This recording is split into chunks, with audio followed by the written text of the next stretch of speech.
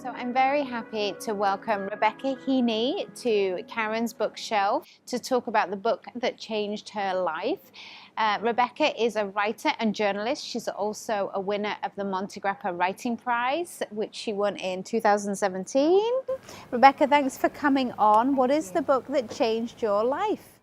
So the book I've chosen is called Never Let Me Go by Kazuo Ishiguro, and I chose it because I would say it's pretty meaningful to me. It just came to me at the right time in my life. It's a book set in a quintessentially English boarding school in a near future where some things are slightly different. We're not quite sure what as a reader, and we're working out, and it centers on the lives of three children, Kathy, Ruth, and Tommy. And as the story develops, we start realizing that these children aren't quite the same as regular children. They don't have any family, they don't have any parents, they live at this boarding school, and we come to realize that they've been developed for a very specific purpose.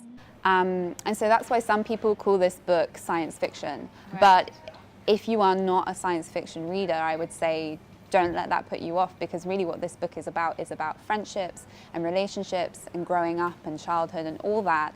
And that's really the focus of it. And the other stuff is kind of happening just slightly in the background. Yeah, sounds intriguing. Yeah. So my personal connection with this book is that I also went to a boarding school, and I found that Ishiguro just really captured the very specific kinds of friendships you make when you're at a boarding school, which is quite different to, you can't go home at the end of the day, you know? You have to stay and live with these people, and your friends become family in that sense. Yeah. And that's doubly true for these children because they don't have any other family.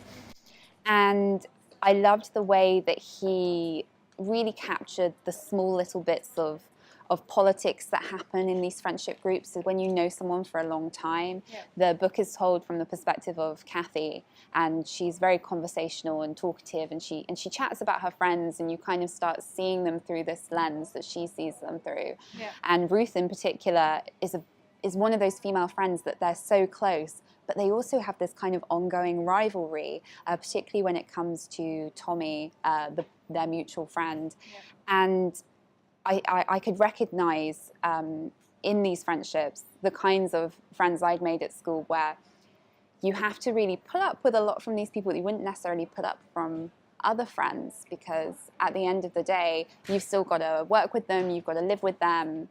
And the way that Kathy and Ruth's relationship works is very much like that. Like, Ruth is a bit of a steamroller, but Kathy lets her get away with it because at the end of the day, she knows that Ruth is going to be there when she really needs her to.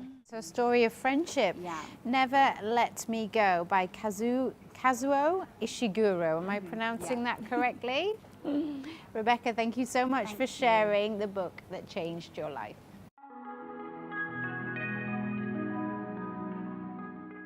And now it's time to look at this month's latest releases. So if you like your series, you'll be delighted to know that The Moon Sister is available to buy in Borders. It's the latest in the series, and it's by Lucinda Riley, and she takes you all over the world in this book, from New York to South America to Spain and beyond.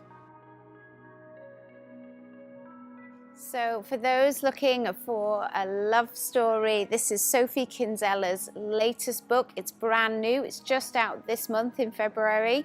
Check it out. It will be an uplifting, heartwarming story.